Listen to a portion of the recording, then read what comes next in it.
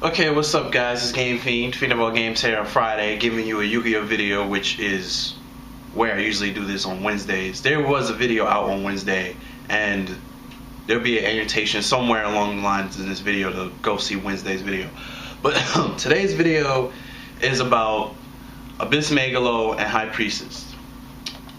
For those of you who don't know, Abyssmegalo went up in price. Now it's $100. For what reason? I don't know. High Priestess of Prophecy, she's now $107, but I'll get to that card later in the video. But Mermail Abyssmegalo is now $100. I said I would see this happening if the deck won something. The deck hasn't won anything yet, but it's consistent at topping. So, which means the supply and demand for that card has really went up then. Because people obviously want the card more. I can see why it's $100. Because like I said, the deck has been consistent. And the deck always tops. It always at least gets top 16. And anything, whether it be a YCS and whether it be a national or regional, it always gets top 16. And for those who don't know, if you've been living under a rock for the past 6 months, or you just decided today I'm gonna play Yu-Gi-Oh, here's what the card does. You can discard 2 other water type monsters to the graveyard to special summon this card from your hand. When you do, you can add 1 Abyss spell/trap card from your deck to your hand. You contribute 1 other face-up attack position water monster, and this card can make a second attack during each battle phase this turn. Why is it worded like that? It makes it seem like there's 2 battle phases, and it's literally worded like that. Like, you know how I always do the card of the picture of the card will be right here somewhere. I don't know whether I'm gonna put it left or right, but I don't know why it's worded like that. I guess it's because it's worded like that. So, BLS's wording, where you have to consistently attack twice in a row, and if you don't do the effect. I guess maybe you're like, say you have 3 monsters on the field, and you already, say you have 4 monsters on the field, and you use Abyssmegalo's effect on 1 of them, so now you have 3 monsters on the field. Say you attacked with Abyssmegalo first, got rid of a monster, then you went to another monster, attacked, then went back to Abyssmegalo to attack again. I guess with that wording you could do that. On where BLS's wording, you have to attack back to back. So I'm assuming that's why it's worded like that. So it doesn't, you basically just get free 2 attacks whenever. That's probably why it's worded like that. But like I understand why this card is $100, but people that are paying $100, you're like hurting the small players. I know it's gonna get reprinted.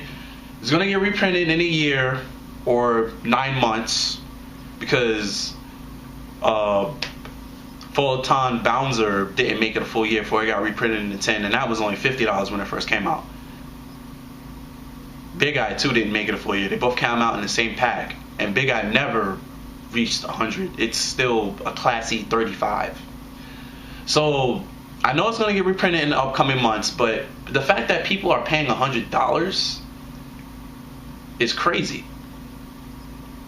And I know you're going to say, oh well, people paid $150 for Tour Guide, but Tour Guide, back then the game was a little bit different because Exceeds were new, and majority of the Exceeds out back then were either level 3 or level 4, and Tour Guide was a guarantee. It's still to this day, unless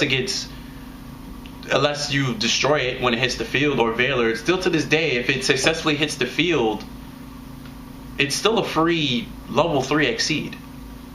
So I can understand when that card first came out, it was $150, and yeah, it was splashable in every deck, but Abyssmegalo is not splashable in every deck. It's only good in Mermails and Atlantean decks. But it's $100 only because the deck is consistent. So it is what it is. Crazy people will pay $100 for a piece of cardboard with a badass looking shark on it. I'm sorry, I would put, if I got a hold of this card, it would go on my never trade binder. Just it really is a badass looking shark. That and the other shark that recently came out, that's 27, that I can't quite remember the name of. But yeah, that's $100. It's an obscene price. It was $80 2 weeks ago. Price went up. On to this card, High Priestess of Prophecy.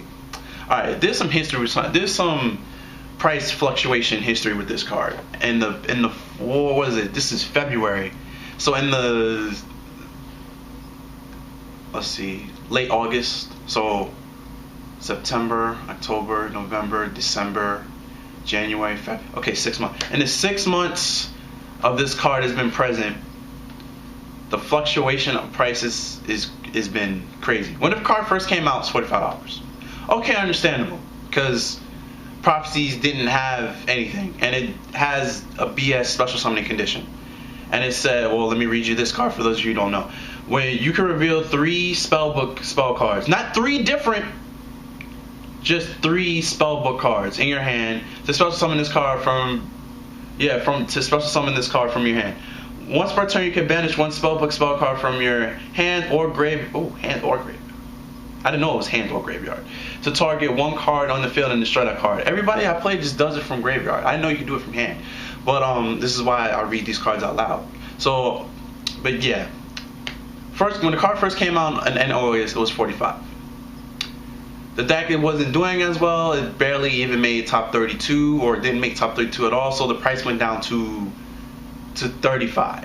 And I think around November. Spellbook of Judgment gets announced for the next set. Think Technon Galaxy, if I'm pronouncing the next set right. Lord of Technon Galaxy gets announced for that set. It goes up to $100. Wow.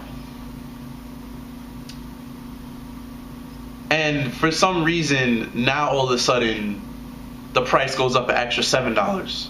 So it's $107 for a deck that doesn't even make top 32.